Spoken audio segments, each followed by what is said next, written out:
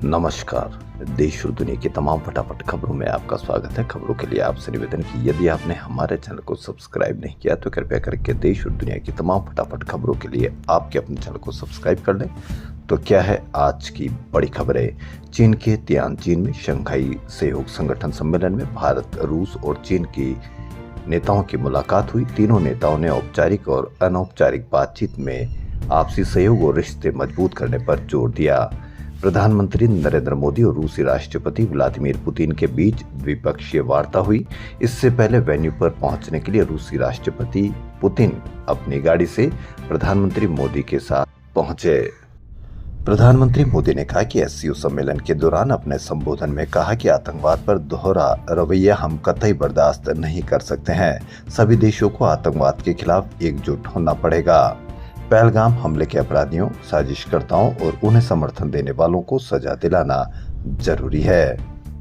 वहीं लोकसभा में नेता प्रतिपक्ष राहुल गांधी की वोटर अधिकार यात्रा का समापन सोमवार को पटना में हुआ। इस दौरान सभा में राहुल ने मोदी सरकार पर जोरदार हमला बोलते हुए कहा कि अभी तो वोट चोरी का एटम बम आया है, अब मैं ऐसा हाइड्रोजन बम लाऊंगा कि प्रधानमंत्री नरेंद्र मोदी जनता में चेहरा नहीं दिखा पाएंगे। राहुल ने दावा किया कि कर्नाटक की महादेवपुरा सीट पर कांग्रेस ने 1 लाख फर्जी वोटरों का खुलासा कर भाजपा की पोल खोल दी है।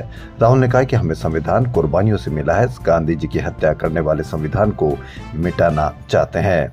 वहीं तेजस्वी यादव ने कहा कि भाजपा लोकतंत्र खत्म करना चाहती है, भाजपा बिहार को ठग रही है। फैक्ट्री गुजरात में लगती है और वोट बिहार में चाहिए। डबल इंजन सरकार का एक इंजन अपराध और दूसरा भ्रष्टाचार में लगा हुआ है। मोदी सरकार 6 महीने में गिर जाएगी। भाजपा पैसा चोरी से आगे बढ़कर वोट चोरी पर उतर आई है। बिहार की जनता ने इसे नहीं रोका तो सबसे ज्यादा नुकसान दलित, पिछड़े और अल्पसंख्यकों को होगा। गांधी मैदान ऐतिहासिक रूप से महत्वपूर्ण है, जहां सुभाष चंद्र बोस और मोहम्मद अली जिन्ना ने महत्वपूर्ण घोषणाएं की थी। वहीं वोटर अधिकार यात्रा के समापन पर आए लोगों का कहना है कि अब हमें बेरोजगारी और लाचारी अब नहीं चाहिए, परिवर्तन चाहिए। वहीं सुप्रीम कोर्ट ने सोमवार को कहा कि बियॉन्ड रीजनेबल डाउट यानी संदेह से परे सिद्धांत के गलत इस्तेमाल के कारण कई बार असली अपराधी कानून के शिकंजे से बच निकलते हैं। कोर्ट ने कहा कि जब ऐसे अपराधी बरी हो जाते हैं तो ये समाज की सुरक्षा की भावना को झकझोरता है और आपराधिक न्याय प्रणाली पर एक धब्बा बन जाता है। अफगानिस्तान में 6 तीव्रता के भूकंप ने भारी तबाही मचाई है। सबसे ज्यादा नुकसान कुनार और नगनहार प्रांतों में हुआ है, जहां पूरे गांव मलबे में तब्दील हो गए हैं। अमेरिकी राष्ट्रपति डोनाल्ड ट्रंप का तथाकथित Gaza recovery plan white house से लीक हुआ है। वॉशिंगटन पोस्ट में छपे 38 पन्नों के इस प्रस्ताव में गाजा की 20 लाख आबादी को अस्थायी तौर पर हटाकर कम से कम 1 दशक तक अमेरिकी ट्रस्ट ग्रेड के अधीन रखने का सुझाव है। इसमें लोगों को स्वेच्छा से अन्य देशों में भेजने, भूमि मालिकों को डिजिटल टोकन देने और उनके घरों पर पुनर्विकास का अधिकार छीनने का प्रावधान है।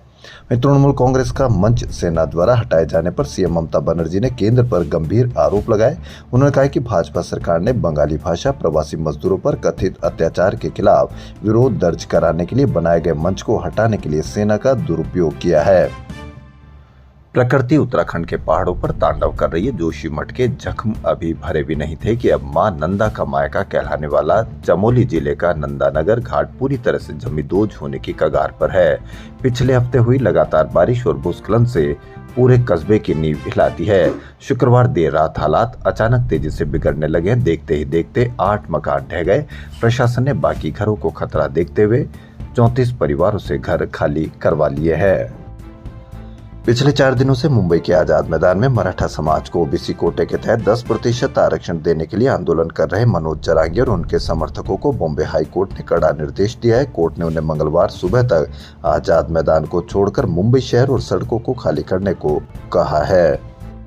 भास्कर की बड़ी खबर। मुंबई में पकड़ी गई रायपुर की ड्रग्स क्वीन नव्या मलिक से पूछताछ में चौंकाने वाले खुलासे हुए। उसका राज्य के कई उद्योगपति, बड़े कारोबारी, अधिकारी और राजनीतिक लोगों से संबंध है। उनके साथ घूमना फिरना और नाइट पार्टी करना उसका शौक है। संभ्रांत घरों के बच्चों से उसकी दोस्ती है। उनके साथ आए दिन पार्टी का आयोजन करती है। उनके साथ मुंबई, गोवा, दिल्ली, राजस्थान में पार्टी करने जाती है। वह हर साल विदेश भी जाती है। वह अब तक साथियों के साथ दुबई, चीन, सिंगापुर, तुर्की, बैंकॉक जैसे देशों की यात्रा कर चुकी है। उसने कबूल किया है कि वह लोगों की डिमांड पर दिल्ली, पंजाब और हरियाणा से ड्रग्स मंगाकर सप्लाई करती है। इसमें उसे मोटी रकम मिलती है। पुलिस ने नव्या से मिली जानकारी के आधार पर ड्रग्स खरीदने वाले बड़े घरों के युवक युवतियों की सूची बनाई है। जी हां, रायपुर की ड्रग्स क्वीन दिल्ली, हरियाणा और पंजाब से डिमांड पर ड्रग्स मंगवा कर सप्लाई करती है। नया इमिग्रेशन एंड फॉरेनर्स एक्ट 2025 सोमवार से लागू हो गया। फर्जी पासपोर्ट या वीजा के जरिए भारत में प्रवेश, रहने या देश से बाहर जाने पर 7 साल तक की जेल और 10 लाख रुपए तक का जुर्माना संभव है। होटलों, शैक्षणिक संस्थानों, अस्पतालों को विदेशी नागरिकों की जानकारी देना अनिवार्य होगा।